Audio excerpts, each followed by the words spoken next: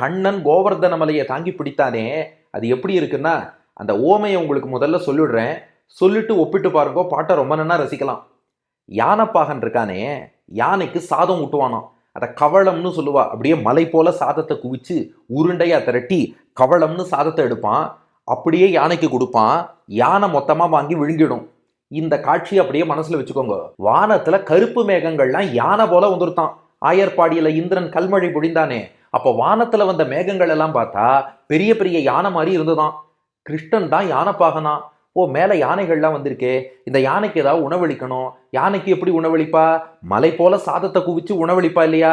கிருஷ்ணன் பார்த்தானா, இந்த மலையையே உணவா கொடுத்துடுறேன்னு கிருஷ்ணன் என்ற யானைப்பாகன் கோவர்தன மலை என்னும் உணவு கவளத்தை மேகங்களாகிய யானைக்கு அப்படி தூக்கி சாப்பாடு ஊட்டுற மாதிரி சுமந்தானா.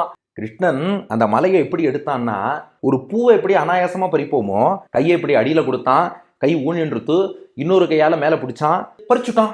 தலைகீழ தாங்கி கொடையாக பிடித்தான். இந்த சுமந்து தூக்கினான்லாம் சொல்லப்படாதோ அப்படின்னா, அதெல்லாம் நமக்கு தான்.